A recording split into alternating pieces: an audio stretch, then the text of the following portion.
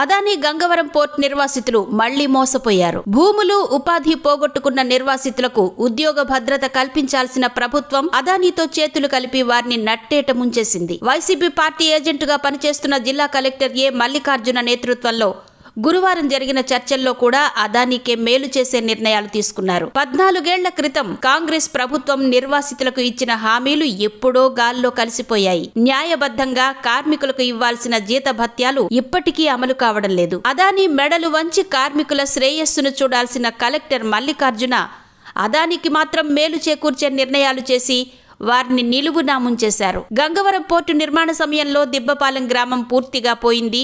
ఈ గ్రామంలో ఉన్న 300 మందికి పునరావాసం కింద ఇళ్ల స్థలం, ఇళ్ల నిర్మాణం కోసం ఒక్కొక్కరికి 44,500 రూపాయలు, గంగవరం పోర్టులో ఉద్యోగం అంటూ అప్పట్లో కాంగ్రెస్ ప్రభుత్వం హామీ ఇచ్చింది. అలాగే గంగవరం గ్రామస్తులకు చేపల వేట ప్రధానమైన ఉపాధి. గంగవరం పోర్టు వల్ల వీరు చేపల వేటకు వెళ్లడానికి వీల్లేదని ప్రభుత్వం ప్రకటించింది. అందువల్ల వీరందరికీ గంగవరం పోర్టులో ఉద్యోగం ఇస్తున్నట్టు ప్రకటించింది. ఈ విధంగా గంగవరం మత్స్యకారులు, దిబ్బపాలెం గ్రామస్తులు కలిసి మొత్తం 600 మందికి గంగవరం పోర్టులో ఉద్యోగం కల్పించారు. కానీ ఆ ఉద్యోగానికి జీతం ఎంత ఇవ్వాలో ప్రభుత్వం నిర్ణయించలేదు గనుక నెలకు 5,000 నుంచి 9,000 రూపాయల వరకు మాత్రమే గంగవరం పోర్టు యాజమాన్యం చెల్లించేది. అయితే ఎప్పటికైనా జీతాలు పెరుగుతాయనే ఆశతో కార్మికులందరూ పనిచేశారు. ఒక ఉద్యోగస్తునికి ఇవ్వాల్సిన ఎటువంటి ఇతర సౌకర్యాలు కల్పించకపోయినా భరించారు. ప్రభుత్వ భాగస్వామ్యం కూడా గంగవరం పోర్టులో ఉన్నందువల్ల ఎప్పటికైనా తమకు న్యాయం జరుగుతుందని ఆశించారు. వాస్తవానికి వీరికి కనీస వేతనం అమలు చేస్తే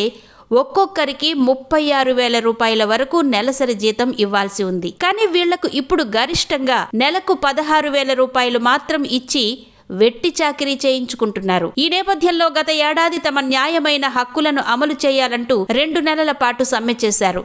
ఎన్నికలను దృష్టిలో పెట్టుకుని పరిశ్రమల మంత్రి గుడివాడ అమర్నాథ్, జిల్లా కలెక్టర్ ఏ మల్లికార్జున కార్మిక నాయకులతో ఒక సమావేశం ఏర్పాటు చేసి వారికి 1,500 రూపాయల ఇంక్రిమెంట్, సిఎస్ఆర్ నిధుల నుంచి 10,000 రూపాయల చొప్పున ఇప్పిస్తామని, సస్పెండ్ అయిన వాళ్లకు ఉద్యోగాల్లోకి తిరిగి తీసుకుంటాము వంటి నిర్ణయాలతో వారి చేత సమ్మెను విరమింపచేశారు. ఈ సమావేశంలో కార్మిక శాఖ ప్రతినిధి లేకపోవడం ఒక తప్పిదమైతే అదానీ గంగవరం పోర్టు యాజమాన్యం నుంచి కూడా ఎవ్వరూ లేకపోవడం గమనించాల్సిన విషయం. అయితే ఈ నిర్ణయాలు అమలు కాకపోవడంతో గత 37 రోజుల నుంచి ఆర్ఆర్ఆర్ కార్మికులు, వారితో పాటు రెగ్యులర్ ఉద్యోగులు సమ్మె చేస్తున్నారు.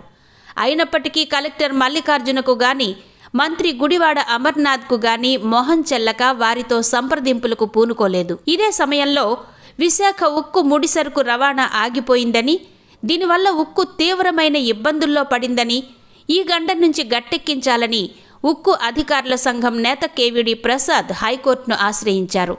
కలెక్టర్, పోలీస్ కమిషనర్ జోక్యం చేసుకుని ఉక్కుకు కన్వేయర్ బెల్ట్ ద్వారా బొగ్గును అందించాలని హైకోర్టు ఆదేశించింది.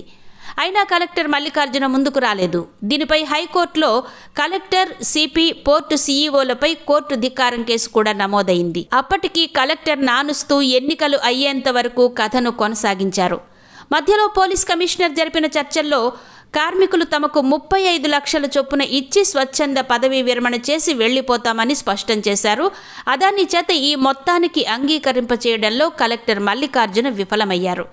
ఇప్పుడు తాజాగా చర్చలు జరిపి 27 లక్షల రూపాయలు తీసుకుని బయటకు వెళ్లిపోయేలా కార్మికుల్ని బలవంతంగా ఒప్పించారు. దీనికి దాదాపు 100 మంది కార్మికులు అంగీకరించలేదు.